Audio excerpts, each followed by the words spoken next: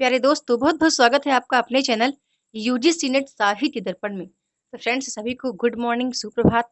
और आज की क्लास बहुत ही बेहतर है। आज की क्लास से आपको ये सीखने को मिलेगा कि प्रश्न का पैटर्न क्या होगा, टाइप क्या होगा। साथ ही साथ आप जानते हैं कि जब भी आप मेरे वीडियोज़ पर आएँगे, आपको पेन कॉपी साथ में रखना है और टॉप 20 क्वेश्चन में, है ना? मेरा टारगेट है, मैं चाहती हूँ कि हर मित्र का, हमारे सभी साथियों का कम से कम 70 क्वेश्चन सही हो, ठीक है? 17 प्रश्न सबको सही करने हैं, है ना? बड़ी ईमानदारी से आपको कमेंट करके बताना भी है कि आपने कितनी सही सही किए। लेकिन जो मेरा टारगेट है कि 20 में से 17 सबको सही करने हैं, बाकी 16-15 करो तो भी चलेगा, लेकिन 17-18 सबको 20 में सही करने हैं। है ना? चलिए वक़्त को ज़्यादा ज़ाया ना करते हुए प्रश्नोत्तरी प्रारंभ करते हैं। पहली बात कहना चाहूँगी, प्लीज़ फ्रेंड्स वीडियो को लाइक किया करें, शेयर किया करें। चैनल पे पहली बार आए हैं तो सब्सक्राइब कर लीजिए, है ना? क्योंकि मैं चाहती हूँ कि चैनल बहुत आगे तक जाए। इसमें इसका मतलब सबसे ज़्यादा श्रेय आपको जाता है, आप सबको जाता है। आपका प्यार, सहयोग, दुलार सब कुछ मुझे मिल रहा है, इसके लिए तहे दिल से सभी को शुक्रिया। हमारा पहला प्रश्न बनता है कि ऊधो मोहि ब्रज बिसरत नाही। यह पंक्ति कहाँ से ली गई है? ठीक है। अब प्रश्नों का टाइप देखना, हो सकता है वहां कोई और पंक्ति आ जाए, लेकिन यहाँ पर जिन पंक्तियों के साथ ऑब्जेक्ट को लिया गया है, जिनके ऑप्शनों को लिया गया है, वो भी बहुत इंपॉर्टेंट है। मैं अक्सर ही कहती हूँ कि इंपॉर्टेंट ही यहाँ पर आपको मिलेंगे, अन्यथा कोई ऐसे वैसे प्रश्न नहीं आएंगे। तो हमारा यहाँ पर जो करेक्ट आंसर है कि यह जो लिया गया है, बी नंबर हमारा करेक्ट है, भ्रमर गीत से। ठीक है, भ्रमर गीत से। अब यहाँ पर सबका प्रकाशन वर्ष भी याद रखना, ये किनकी रचनाएं हैं ये भी याद रखना। अगले प्रश्न की ओर चलते हैं। प्रश्न है कि निम्नलिखित अष्टछाप के कवियों में विठल नाथ के शिष्य नहीं है, तो कौन नहीं है? बी नंबर करेक्ट है, परमानंद दास, है ना? अब इनके रचनाओं को आपको याद रखना बड़ा इंपॉर्टेंट है। ठीक है, बहुत इंपॉर्टेंट है। यहाँ पर मैंने ट्रिक भी बताई थी कैसे याद कर रखना है, कई बार मैंने बताया बताया भी है। तो ये इनको लाने का मोटिव यही है कि ये इंपॉर्टेंट है। ठीक है, जिनको प्रश्नोत्तरी के अंदर समाहित किया जा रहा है, समझ लो वो महत्वपूर्ण है और उनको आपको रट के रखना है। तो आठों कवियों को बिल्कुल अच्छे से याद रखें, उनकी रचनाएं भी कुछ याद रखें, कुछ उनकी कविता की पंक्तियां भी आपको याद रखना है। फिर हमारा अगला प्रश्न बनता है कि सूरदास के भ्रमर गीत की सबसे बड़ी विशेषता है ना? ज्ञान पर प्रेम की विजय, गोपियों का वाक्य चातुर्य, मार्मिकता और काव्यात्मकता या योग पर भक्ति की विजय। तो यहाँ पर जो हमारा करेक्ट आंसर है, सी नंबर करेक्ट है, मार्मिकता और काव्यात्मकता। ठीक है, तीन का हमारा सी नंबर करेक्ट आंसर है। आगे फिर देख लीजिएगा। अच्छा देखो, मैं बार बार कहती हूँ फ्रेंड्स, आप वीडियो को पॉज कर लिया करें। देखो प्रश्न जैसे आपके सामने आया, आप वीडियो को पॉज कर दो। ठीक है, आप ऐसे वीडियो को पॉज करो और इसके बाद क्वेश्चन कोशिश करो खुद पढ़ने की और आंसर खुद चूज करने की भी कोशिश करो, है ना? प्रश्न बनता है कि सूरदास के श्रृंगारी पदों की रचना बहुत कुछ विद्यापति की पद्धति पर हुई है, यह कथन किसका है? शुक्ल का, द्विवेदी का, गुप्त का या दास का? है ना? तो उम्मीद करती हूँ कि सबने अपना आंसर चूज कर ही लिया होगा। यहाँ पर जो हमारा करेक्ट आंसर है चार का, ए नंबर करेक्ट है, शुक्र जी का। अगला प्रश्न फिर बनता है कि सूर का वात्सल्य भाव विश्व साहित्य में अपना विशिष्ट स्थान रखता है, यह कथन किसका है? 5 नंबर का। तो बताना चाहूंगी यह इसका जो हमारा करेक्ट आंसर है, डॉक्टर हरवंश लाल शर्मा, है ना? ये हमारा डी नंबर करेक्ट आंसर है। आगे फिर देख लेते हैं। अगला प्रश्न बनता है कि स्वनिम मिलती जुलती ध्वनियों का परिवार है, यह कथन किसका है? डेनियर जोन्स, भोलानाथ तिवारी, चटर्जी जी या वाजपेयी जी, है ना? इकाई एक बड़ा इंपॉर्टेंट है। मैं अक्सर ही कहती हूँ कि पास होने के लिए आपको 4 इकाई ही पर्याप्त है। साथ ही साथ यदि आपकी कमांड अनुच्छेद पर है और स्थापना वाले तर्क पर है ना? क्योंकि 40 नंबर का आपका तो यही हो जाता है। अनुच्छेद हमारा मिला करके फर्स्ट पेपर, सेकंड पेपर का, और हमारा जो स्थापना और तर्क वाले प्रश्न है। तो यदि इस पर कमांड है तो इकाई 1, 2, 3, 4 से बनने वाले प्रश्न ही काफ़ी हैं आपको परीक्षा को क्वालीफाई करने के लिए। तो यहाँ पर प्रश्न हमारा बनता है कि स्वर्ण मिलती-जुलती ध्वनियों का परिवार है, यह कथन बताना चाहूँगी किसका है? डेनियल जोन्स का, है ना? ए नंबर हमारा करेक्ट है। अगला प्रश्न फिर बनता है कि तैरना भी एक कला है, इस वाक्य में तैरना क्या है? तैरना क्या है? नामबोधक क्रिया, पूर्वकालिक क्रिया, क्रियार्थक संज्ञा क्रिया या प्रेरणार्थक संज्ञा क्रिया, है ना? तो हम देख रहे हैं, उम्मीद करती हूँ कि सबने आंसर चूज किया। बड़ी ईमानदारी से सबको बताना है कि किसने 17 किया, किसने 18 किया, किसने 20 के 20 सही कर दिए आज। बड़ी ईमानदारी से बताना है, ठीक? और बताना सभी को है ना? इससे जानते हो क्या होता है? मेरे यदि रिप्लाई आपके पास जाएँगे, मेरा रिप्लाई मैं वैसे भी बड़े भाव के साथ करती हूँ। सोच समझ कर करती हूँ कि क्या बोलना है आपको, सुपर्ब बोलना है, गुड बोलना है या थंब दिखा देना है कि बस मतलब करेक्ट सही है। ये एक भाव है, तो इससे आपको समझ जाना है कि कहाँ तक आपकी तैयारी है ना? तो यहाँ पर जो हमारा करेक्ट आंसर है, सी नंबर करेक्ट है। क्रियार्थक संज्ञा क्रिया, क्रियार्थक संज्ञा क्रिया है। देखो यहाँ क्रिया करने की बात कही जा रही है। तैरना वैसे भी एक क्रियार्थक संज्ञा की ओर इंगित करता है, तो सी हमारा करेक्ट आंसर है। अगला प्रश्न फिर बनता है, यहाँ भी आंसर आपको चूज कर लेना है कि दंत्योष्ठ वर्ण है, कौन है, य र ल व। यहाँ पर दंत्योष्ठ वर्ण कौन सा है, तो इसका आंसर सभी को बताना है। बड़ा ही सामान्य सा प्रश्न है फ्रेंड्स, बहुत ही सरल प्रश्न है, सबको इसका उत्तर बताना है कि दंत्योष्ठ वर्ण की श्रेणी में कौन सा वर्ण आता है। चलते हैं अगले प्रश्न की ओर। देखो ऐसे प्रश्न क्या में पूछे गए हैं। अगला प्रश्न आता है कि नामुमकिन, खुशबू, बनाम शब्दों में कौन से विदेशी उपसर्ग का प्रयोग हुआ है। अरबी के उपसर्ग, फारसी के, तुर्की के या हिंदी की।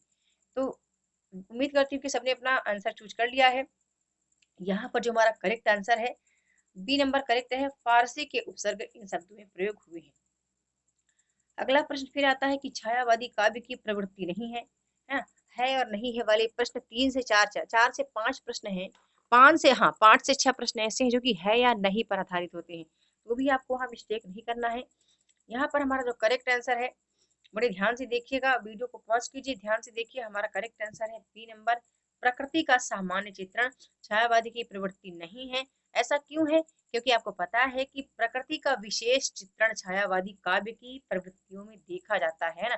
छायावादी काव्य की कविताओं में प्रकृति का विशेष चित्रण है, ना कि सामान्य चित्रण, है ना। तो हमारा बी नंबर करेक्ट आंसर है। वीडियो पसंद आए तो प्लीज एक बार लाइक कर दीजिए, सभी लोग लाइक कर दीजिए, इसके बाद फिर से वीडियो देखना स्टार्ट कीजिए। अगला प्रश्न फिर हमारा बनता है कि निम्नलिखित काव्य संकलन में पंत का छायावादी काव्य नहीं है ना। कौन सा काव्य संकलन है जो पंत जी का नहीं है। पल्लव गुंजन उत्तरा ग्रंथि, है ना। सबने चूज कर लिया आंसर, सी नंबर करेक्ट है, उत्तरा। आगे फिर देख लेते हैं। अगला प्रश्न फिर हमारा बनता है कि निम्नलिखित में से कौन सा असत्य है। कामायनी छायावादी महाकाव्य है, निराला छायावादी के साथ साथ प्रगतिवादी चेतना से युक्त है, महादेवी के काव्य में प्रगतिवादी तत्व उपलब्ध है, या पंत काव्य का क्रम प्रकाश हुआ है। तो यहाँ पर हमारा जो करेक्ट आंसर है फ्रेंड्स, हमारा right answer C number correct है। ठीक है, 12 का सी नंबर हमारा करेक्ट है कि महादेवी के काव्य में प्रगतिवादी तत्व उपलब्ध है, ये हमारा करेक्ट है, यही असत्य है। फिर अगला प्रश्न आता है कि श्रीधर पाठक की देहरादून कविता किस दृष्टि से उल्लेखनीय है। समाज सुधार, प्रकृति चित्रण, ग्राम्य जीवन, नारी उद्धार। तो जो करेक्ट आंसर हमारा है बी नंबर करेक्ट है, प्रकृति चित्रण, है ना। बी नंबर हमारा करेक्ट आंसर है। देखो इस तरह कविताओं के उसके कविता स्वर पूछे जाते हैं, या फिर उसका विषय वस्तु क्या है, या कविता किस उद्देश्य से लिखी गई है, किसको उद्देश्य मान कर लिखी गई है, किस ओर इंगित करती है, उसका भावार्थ किस तरफ जाता है, ये चीजें थोड़ा सा आप ध्यान रखना, है ना। इस तरह प्रश्न बनते हैं, हो सकता है कूट में प्रश्न आ जाए। अगला प्रश्न फिर बनता है, आपको पता है ये भी प्रश्न बनेगा। अच्छा, आज जितने भी प्रश्न लिए हैं ना 20 के 20, सभी को बड़े ध्यान से देखना, मंथन मनन भी करना। वैसे भी आप पीवाई को कर ही रहे हैं, लेकिन फिर भी यहाँ पर आपको बड़े ध्यान से इसको करना है पीवाई के रूप में ही, एमसीक्यूज के रूप में, कि आप मॉक टेस्ट ही लगा रहे हैं, है ना। यहाँ पर करेक्ट आंसर है चित्राधार, झरना, आंसू का मायने, ये नंबर हमारा करेक्ट है। आगे फिर देख लेते हैं। अगला प्रश्न बनता है कि हरिवंश राय बच्चन की रचना नहीं है। दो चट्टाने, मिलन यामिनी, मधु कलश, एकांत संगीत, सभी रचनाएं हरिवंश राय बच्चन कृत हैं। ये चैलेंज प्रश्न है, ठीक है, ये हमारा चैलेंज प्रश्न है। सबको इसका उत्तर देना है कि हरिवंश राय बच्चन की रचना नहीं है तो कौन नहीं है। ठीक है, आगे चलते हैं अगले प्रश्न की ओर। अगला प्रश्न बनता है कि प्रेमचंद्र योगीन उपन्यासों की विशेषता है, क्या है। विविधता एवं शिल्पगत नवीनता, ऐतिहासिकता एवं नवीनता, आंचलिकता एवं नवीनता, या इनमें से सभी, है ना। तो यहाँ पर हमारा जो करेक्ट आंसर है कि प्रेमचंद्र योगीन जो उपन्यास लिखे गए हैं उनमें सबसे ज्यादा क्या देखने के लिए मिलता है कि विविधता एवं शिल्पगत नवीनता देखने के लिए मिलता है ना। ए नंबर हमारा करेक्ट आंसर है। आगे फिर देख लेते हैं। अगला प्रश्न बनता है कि निम्नलिखित में से किस उपन्यासकार ने घटना के स्थान पर चरित्र को उभारने का प्रयास किया है।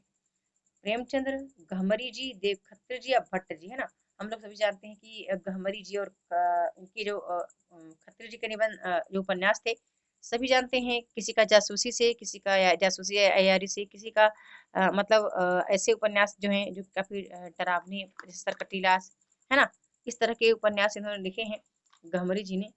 बाल कृष्ण भट्ट के उपन्यास भी हमने देखे हैं कि क्या वर्णन है, लेकिन हम जानते हैं कि प्रेमचंद्र एक हैं जिनके उपन्यासों में घटना के स्थान पर चरित्र को ज्यादा उभारने की बात कही गई है, और चरित्रांकन ज्यादा देखने को मिलता है। आगे हमारा फिर एक प्रश्न आता है कि जयेंद्र कुमार ने अपने उपन्यासों में सूक्ष्म रूप से विश्लेषण किया है, किसका किया है।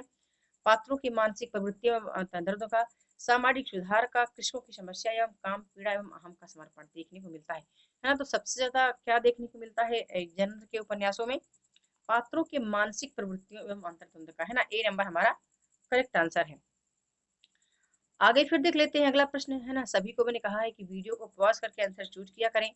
प्रकाशन वर्ष के अनुसार निबंध संग्रहों का सही अनुक्रम क्या है ना। हमारा करेक्ट आंसर सबने चूज कर लिया, ए नंबर हमारा करेक्ट है। चिंतामणि, अशोक के फूल, चितवन की छाया, रसाखा कीटक, इनके रचनाकार का आपको नाम याद रखना है, इनका प्रकाशन वर्ष याद रखना है, और इनके ये जो रचनाएं जिनकी हैं इनके अन्य निबंध भी आपको याद करके रखने हैं। अगला प्रश्न फिर हमारा आता है कि हिंदी साहित्य के इतिहास का प्रस्थान बिंदु किस ग्रंथ को कहा गया है? शिव सिंह सरोज को, मिश्र बंधु विनोद विनोद को, साहित्य इतिहास का साहित्य हिंदी साहित्य का इतिहास आचार्य शुक्ल, या फिर the modern vernacular literature of Hindustan को, है ना। देखो यहाँ पर आप अब आपको ऑप्शनों में मैंने वीडियो प्रारंभ करने से पहले कहा कि ऑप्शन में जो आए हुए हैं उन पर आपको जरूर निगरानी रखनी है, और उनके जो इम्पोर्टेंट हैं, चाहे वो उनकी रचना हो, रचनाओं की विशेषताएं हो, प्रकाशन वर्ष हो, जरूर याद रखना है। कुछ महत्वपूर्ण तथ्य भी उनसे रिलेटेड आपको याद रखना है ना। तो यहाँ पर हमारा करेक्ट आंसर है सी नंबर, आचार्य शुक्ल कृत हिंदी साहित्य का इतिहास को ही प्रस्थान बिंदु ग्रंथ कहा गया है ना। तो ये देखो वीडियो हो गई हमारे 20 प्रश्न। अब सबको बताना है 20 प्रश्न की आपने कितनी सही किए हैं।